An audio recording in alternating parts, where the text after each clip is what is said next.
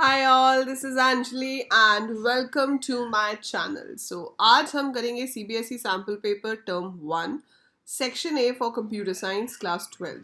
सो sample paper सारे subjects के आ चुके हैं और हम डिस्कस करने जा रहे हैं CS का. IP की वीडियो मैं ऑलरेडी अपलोड कर चुकी हूँ, सो अगर आपने अभी तक नहीं देखी है तो आप जाके देख सकते हैं चैनल में. And now we are going to discuss your 12th computer science paper. I'll give you the solution and explain you the solution as well. Right? So आपका जो पेपर है वो 3 सेक्शंस में डिवाइडेड है. Section A, section B, section C. Download अगर आप कहाँ से करेंगे, अगर आपके पास नहीं है तो आप CBSE की साइट पे जाइए, दैट इज cbseacademic.nic.in.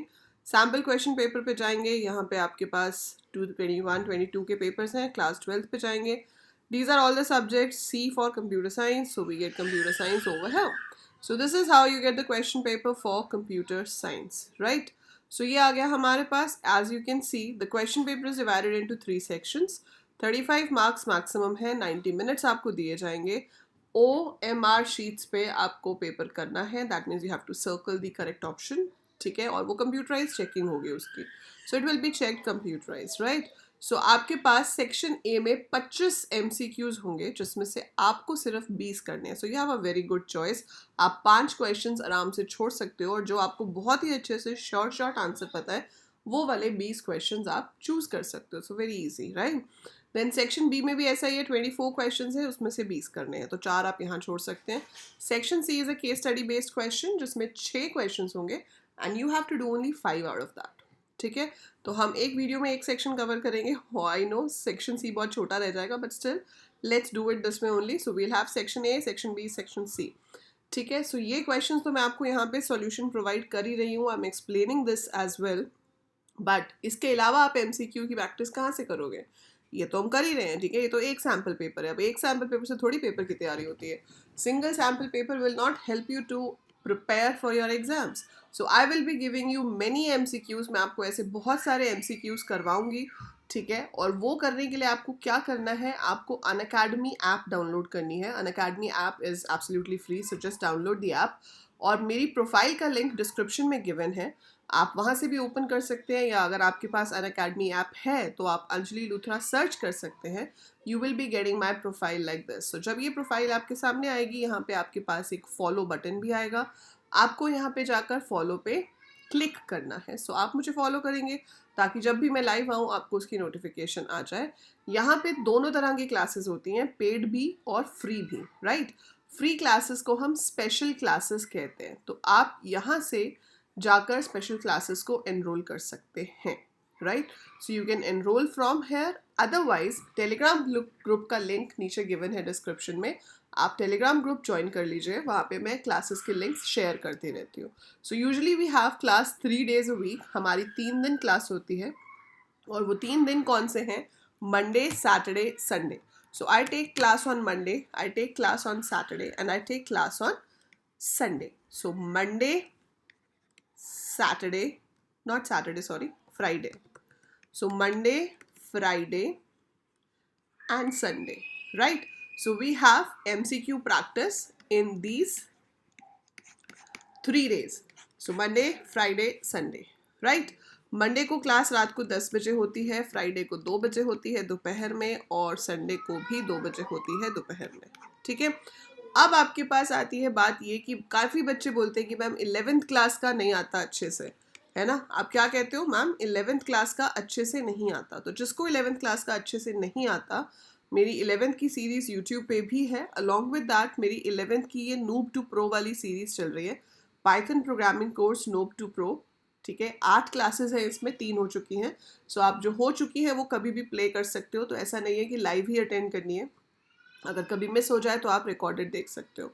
आपको जो क्वेश्चंस कराए जाएंगे आप उसकी PDF भी डाउनलोड कर सकते हो after watching the class. That will be 19, but उसके बाद जब आपकी क्लास हो जाती है उसके बाद आपको ऑप्शन मिलती है PDF डाउनलोड करने की, तो आप PDF भी डाउनलोड कर सकते हो ये क्वेश्चंस वाली, right? So this is how we conduct live classes. आप मुझसे यहाँ चैट कर सकते हैं, अपने डाउट्स पूछ सकते हैं. सो this all can be done over here. आपको करना क्या है, सिर्फ मुझे जाके फॉलो करना है और टेलीग्राम ग्रुप ज्वाइन कर लीजिए ताकि जब भी क्लास हो उसकी नोटिफिकेशन आपको मिलती रहे. So that is it. ठीक है, सो दैट इज़ इट. चलिए अभी का पेपर शुरू करते हैं. सो इसको कर देते हैं बंद. वापस यहाँ से आप PDF डाउनलोड कर सकते हैं. एंड गोइंग बैक, एक इम्पॉर्टेंट चीज़ बताना भूल गई कि जब आप पहली बार अगर आप यूज़ कर रहे हो अनअकैडमी, तो वो आपसे कोड पूछेगा. वो आपको बोलेगा कि एक कोड एंटर करो जिसकी हेल्प से आप फ्री कंटेंट यूज़ कर सकते हो. सो आपको एंटर करना है AL कोडर्स. कोड भी डिस्क्रिप्शन में लिखा हुआ है, तो आप वहाँ से भी कॉपी कर सकते हो. चलिए, so are you ready to solve the paper? चलते हैं, देखते हैं कि आप कितने आंसर सही बताते हो. सो अपना काउंट खुद करते रहना और बताना 25 में से कितने सही आंसर आपने दिए. ठीक है.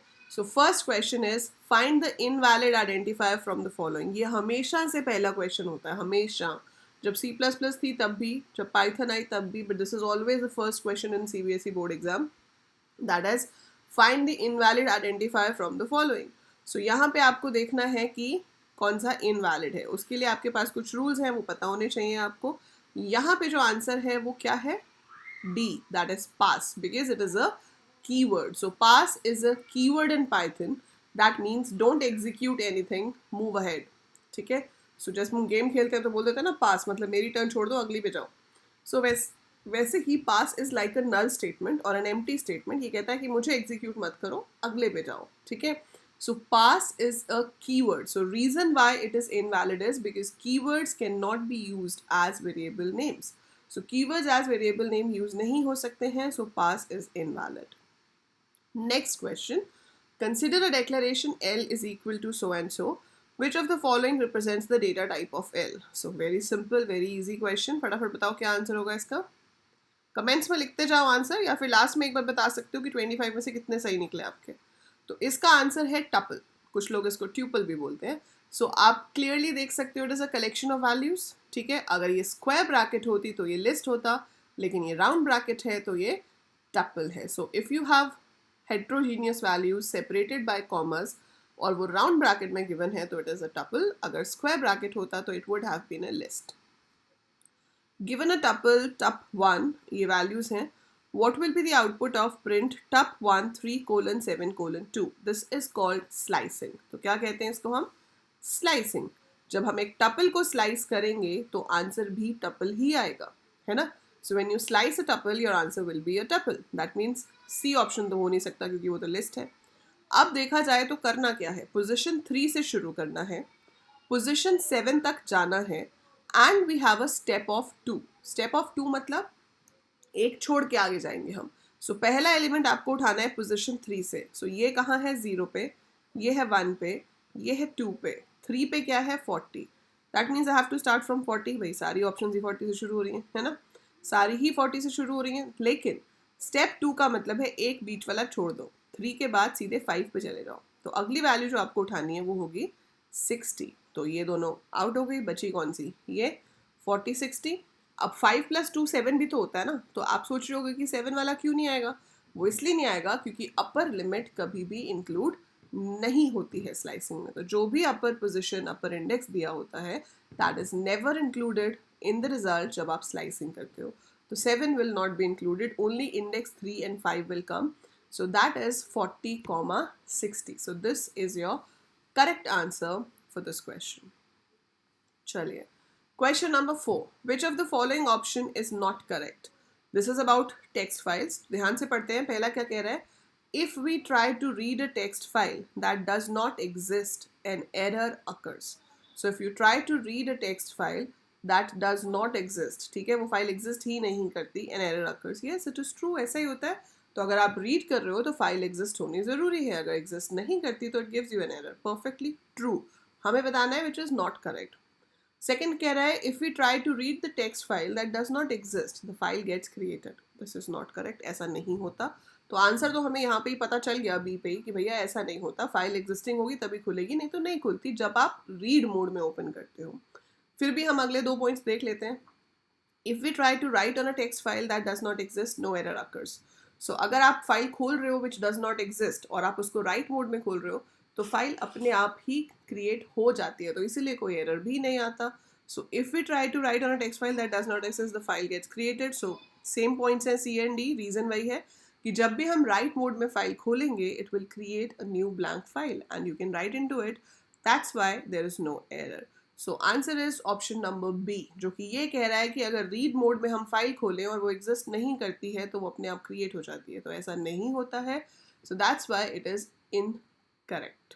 Okay, next question. Which of the following options can be used to read the first line of a text file myfile.txt?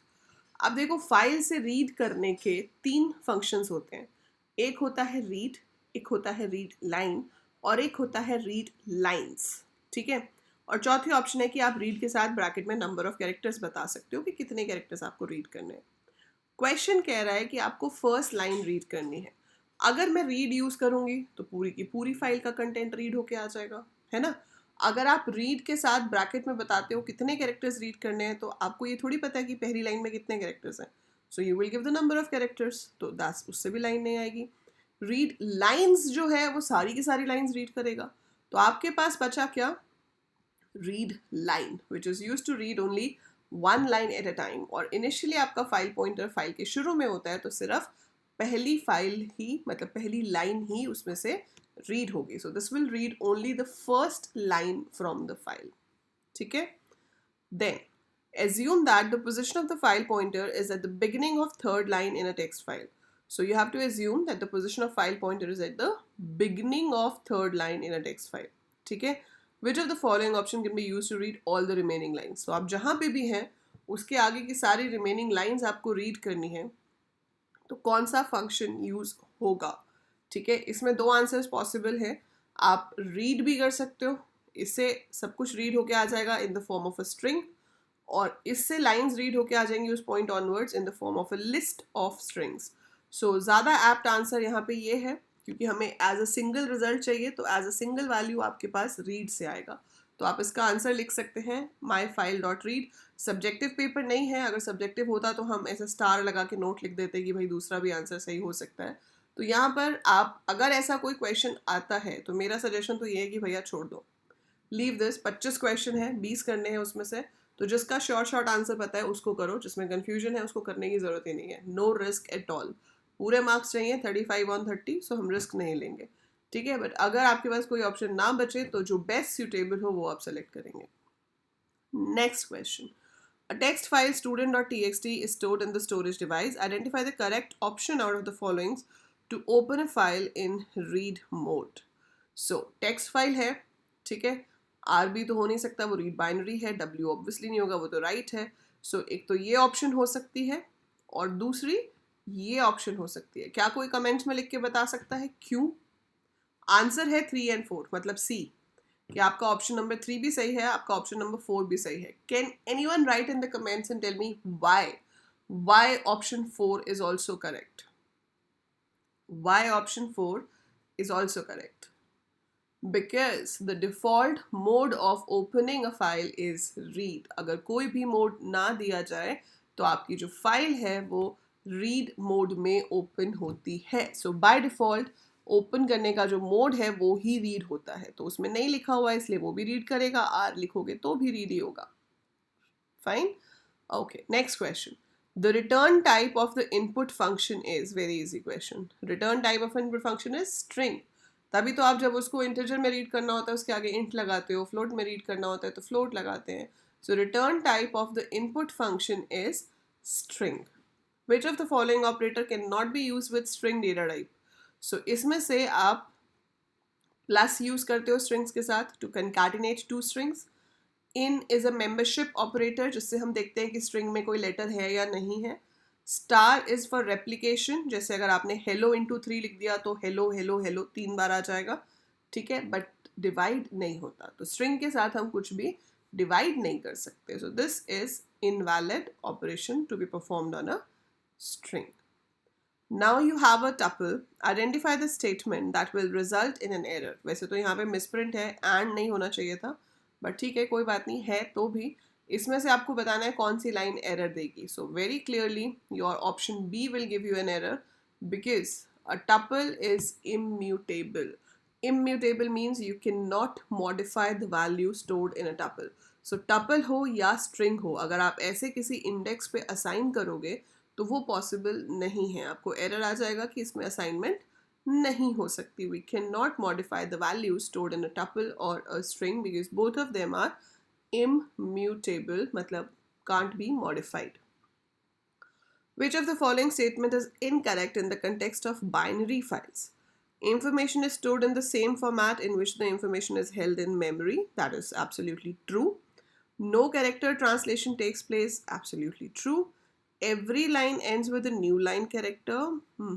Pickle module is used for reading and writing. Absolutely true. So option number C कि हर line के पीछे एक new line character आता है, नहीं, ऐसा कुछ नहीं होता. So option number C is the correct answer out of that. Next, what is the significance of tell method? So tell file handling में use होता है. Purpose क्या है? Tells the path of life? Nah, life नहीं, file. Tells the path of file? No. Tells the current position of the file pointer within the file? Yes. तो वो बताता है कि file pointer किस जगह पर है. So अगर आपको ये पता लगाना है कि right now file pointer file में किस जगह पे है, so we use tell. Tells the end position? No. Checks the existence of a file? No. So B is the correct answer. That is, tells the current position of the pointer within the file. Right? So ये हो गया हमारा answer B. Then we have question number 13. Which of the following statement is true? Pickling creates an object from a sequence of bytes. Pickling is used for object serialization. Pickling is used for object deserialization. Pickling is used to manage all type of files in Python. तो इसमें 2 points तो खैर ये नहीं है, सी और D सीधे सीधे, बट ये आपको थोड़े कंफ्यूजिंग हो सकते हैं कि pickling creates an object from a sequence of bytes. Second is pickling is use for object serialisation. So ये दोनों ही काफ़ी हद तक ट्रू है, बट इसमें जो बेस्ट आंसर है वो आपका ये हो जाएगा. So pickling is use for object serialisation, क्योंकि इसमें क्या होता है कि आपका जो ऑब्जेक्ट है वो इसको सीरियलाइज करता है, मतलब उसका जो भी टाइप है वो मेंटेन करते हुए उसको बाइनरी में कन्वर्ट करता है और उसके बाद उसको फाइल में राइट कर देता है. So pickling is use for object serialisation.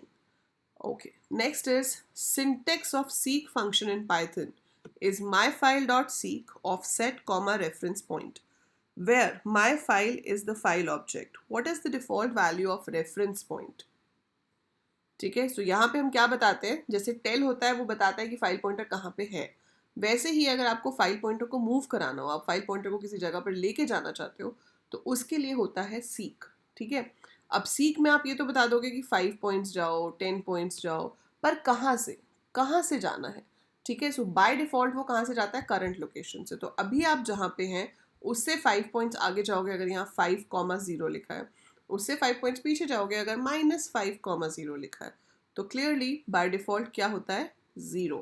That is current point. So current position से आगे या पीछे जाने के लिए आपका जो रेफरेंस पॉइंट है दैट हैज टू बी 0. 3 होता ही नहीं है, वी हैव 0, 1, 2 जो हम यूज करते हैं ऑफसेट में. Then we have which of the following components are part of function header in Python? So function header कौन सा होता है, जो def वाली लाइन होती है ना. def में हम क्या लिखते हैं, def, उसके बाद function का नाम, उसके बाद राउंड ब्रैकेट में क्या देते हो, list of parameters, है ना, कि हम क्या क्या रिसीव कर रहे हैं. So clearly your answer is both A and C. So we write the function name, we give the parameter list. For example, आपने लिखा def HCF A comma B. So HCF is the function name and A and B is the parameter list. Okay. Then which of the following function header is correct? अब इसमें क्या है, default parameter involved है. Default parameters का एक basic rule होता है कि आप default values दे सकते हो starting from right hand side. जहाँ आपने छोड़ दी उसके आगे default value नहीं होती. So हम left hand side वालों को दे दें और right को ना दें, ऐसा possible नहीं है. सो ये गलत है. T2 है, R को भी डिफॉल्ट वैल्यू मिलनी चाहिए थी, सीधे हम P को नहीं दे सकते. We have to keep giving from the right hand side. जहाँ एक छोड़ोगे उसके बाद किसी को नहीं दे सकते, तो ये गलत है. ये भी गलत है, यहाँ तो इसी को ही नहीं दिया, T को ही नहीं दिया, सो दिस इज एब्सोल्युटली रॉन्ग. यहाँ पे भी T को नहीं दिया, दिस इज रॉन्ग. आप ऐसा नहीं कर सकते कि इसको ना दो और इसको डिफॉल्ट वैल्यू दे दो. It has to start from the right hand side. यहाँ पे T को दिया है, R को दिया है, लेकिन P को छोड़ दिया. This is absolutely okay. So your answer is D. ठीक है, सो हमेशा राइट टू लेफ्ट जाएंगे डिफॉल्ट वैल्यूज देने में. जहां डिफॉल्ट वैल्यू बंद करते हैं उसके लेफ्ट में और किसी को डिफॉल्ट वैल्यू नहीं दे सकते. ठीक है, so that's the answer. Which of the following is the correct way to call a function. जब आपको फंक्शन कॉल करना है, डेफ कब यूज होता है? जब फंक्शन बनाते हैं. कॉल कीवर्ड है ही नहीं हमारे पास, रिटर्न तो वैल्यू रिटर्न करने के लिए होता है. So this is the way, option A. So A is the correct way to call a function. तो अगर आपको एक फंक्शन को कॉल करना है, आप फंक्शन का नाम लिखते हैं और उसके आगे देते हैं round bracket. So option A is your correct answer. Which of the following character acts as a default delimiter in a CSV file? Very simple. CSV की full form पता होनी चाहिए, वो भी है question. वो भी है यहाँ पे question. What is the correct expansion of CSV files? So it is comma separated values. तो CSV stands for comma separated values and by the name it is clear कि जो delimiter है वो by default कौन सा होगा? Comma होगा, है ना? क्योंकि CSV की full form ही है comma separated values. So it is going to be comma. तो इसका आंसर है कॉमा और इसका आंसर है कॉमा सेपरेटेड वैल्यूज. अब देखते हैं 19th क्वेश्चन क्या है. Syntax for opening student.csv file in write mode is my file is equal to open this this this. What is the importance of the new line? A new line gets added to the file. ठीक है, इसमें क्या होता है, CSV files में काम करते करते ना कभी कभी एक प्रॉब्लम आती है. \n जो पीछे होता है उसको हम नहीं चाहते कि उसकी वजह से कोई प्रॉब्लम आए, तो हम ये लाइन लिख देते हैं new line is equal to blank, कि हमें नेक्स्ट लाइन में कुछ नहीं चाहिए. So EOL translation is suppressed, for that reason we write new line. ठीक है, so new line is equal to quotes का मतलब क्या है, end of line translation is suppressed, मतलब एंड ऑफ लाइन को ट्रांसलेट नहीं करना है वाइल रीडिंग और writing into a CSV file. ठीक है, so that is the purpose of this new line. Then you have what is the correct expansion, ये हमने कर लिया. Which of the following is not a function or method of CSV module in Python? तो CSV में हम reader use करते हैं, writer use करते हैं. एक लिस्ट को राइट करने के लिए राइट रो होता है, बट रीड जैसा कोई फंक्शन हमारे पास नहीं है. So answer for question number 21 is A. We don't have a function read. ये टेक्स्ट फाइल्स के साथ होता है, नॉर्मल टेक्स्ट फाइल्स के साथ, CSV के साथ नहीं होता. Which one of the following is the default extension of a Python file? मतलब ये तो मजाक ही है क्वेश्चन. So obviously PY. सो जब आप पाइथन में एक प्रोग्राम बनाते हैं तो आपकी फाइल की जो एक्सटेंशन है वो PY होती है. सो .py. Which of the following symbol is used in Python for a single line comment? Again 11th class revision 2 का क्वेश्चन है, hash. So hash use होता है to give a comment. Okay, question number 24. Which of the following statement opens a binary file record.bin in write mode and writes data from a list 1 2 3 4 onto the binary file? तो आपको file को open करना है write mode में and you have to write it. So सबसे पहले तो हम देखेंगे कि राइट मोड में किस किस में ओपन है. सो पहले दो में राइट मोड में ओपन है. ठीक है, अब इसके बाद आप अगर इनका ध्यान से देखो तो सबसे पहले हम क्या देते हैं, डेटा, उसके बाद फाइल का नाम देते हैं. इन तीनों में ये ऑर्डर गलत है. पहले फाइल का नाम गिवन है, फिर डेटा गिवन है, इन ऑल थ्री. सो ये तो डायरेक्टली वहीं से ही गलत हो गए. मोड ना भी चेक करो. तो मोड WB है, पहले हमें लिस्ट का नाम देना होता है, फिर हमें फाइल का नाम देना होता है जब हम pickle.dump यूज करते हैं. तो first give name of the object, then give name of the file. So option A is the correct answer over here. Which of these about a dictionary is false? The values of dictionary can be assessed using keys. Absolutely. The keys of a dictionary can be assessed using values. No. Dictionaries aren't ordered. Dictionaries are mutable. Those are true statements.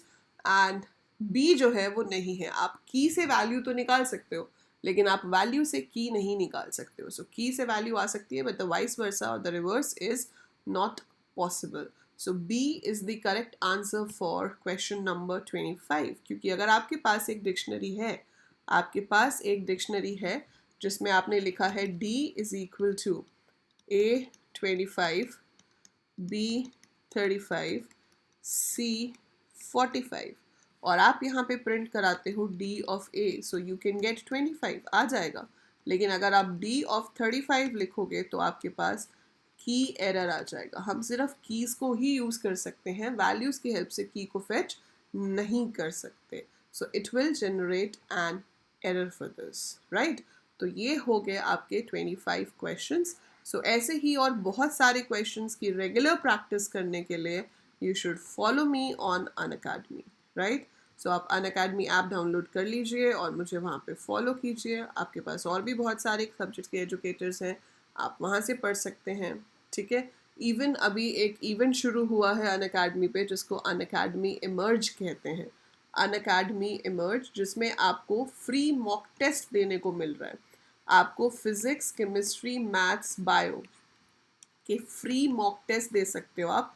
Proper जैसे term 1 का exam होगा वैसे ही papers बने हुए हैं, ठीक है। 90 minutes का टाइम आपको मिलेगा, आपको ऑल इंडिया रैंक दिया जाएगा आपका, आपकी परफॉर्मेंस रिपोर्ट आपके साथ शेयर की जाएगी। So this all you are getting for free. आप और क्या चाहिए? लोग मॉक टेस्ट के पैसे देते हैं मॉक टेस्ट करने के लिए, अलग से बैचेस होते हैं मॉक टेस्ट के, you are getting it all for free. और आप इन टेस्ट को इनरोल कर सकते हो with the code AL Coders, ठीक है, अनअकैडमी इमर्ज, राइट। इसका लिंक मैं आपको टेलीग्राम में शेयर कर दूंगी, तो आप टेलीग्राम ज्वाइन कर लीजिएगा। आई शेयर द लिंक ताकि आप ये फ्री मॉक टेस्ट रजिस्टर कर सको। CS के लिए मॉक टेस्ट नहीं है, वो तो मैं ही आपको कराऊंगी, तो उसके लिए आपको मेरी क्लासेस ही देखनी पड़ेंगी, ठीक है। सो उसके लिए आप मेरी क्लासेस देखेंगे, पर फिजिक्स, केमिस्ट्री, मैथ्स, बायो के लिए आप डेफिनेटली अनअकैडमी इमर्ज पे जा सकते हैं और वहाँ पर जाकर आप अपनी टेस्ट की प्रैक्टिस कर सकते हैं। So this is the event, search it on the Unacademy app, आपको मिल जाएगा। ये चारों सब्जेक्ट्स की आपकी शुरू हो गई है, एक वीक के पेपर हो चुके हैं, अब नेक्स्ट वीक के पेपर होने हैं, ठीक है। सो या दैट इज़ इट। इसके अलावा आप वीडियो को लाइक करेंगे, अपने सारे क्लासमेट्स के साथ शेयर करेंगे, एंड चैनल अगर अभी तक बाय चांस सब्सक्राइब नहीं किया है तो फटाक से सब्सक्राइब कर लो। उसके अलावा मेरा एक पर्सनल व्लॉगिंग चैनल है जिसपे कभी कभी जब हम कहीं घूमने जाते हैं तो I try to capture those moments in the form of small vlogs. So Anjali Luthra Vlogs is the channel. Link is given in the description. आप मुझे यहाँ पे भी फॉलो कर सकते हैं. So please subscribe this channel as well. और आगे जाकर अगर आप कंप्यूटर साइंस में ही रहना चाहते हो, आप BCA, BTech, BSc कुछ भी करना चाहते हो, so there is another channel which I've started for college students only.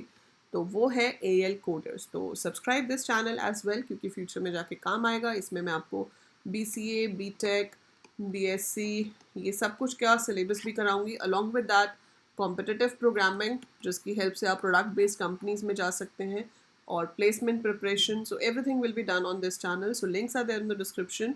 Do go and subscribe those as well and follow me on Instagram. That is it. बहुत सारे सोशल मीडिया हैंडल्स हो गए हैं.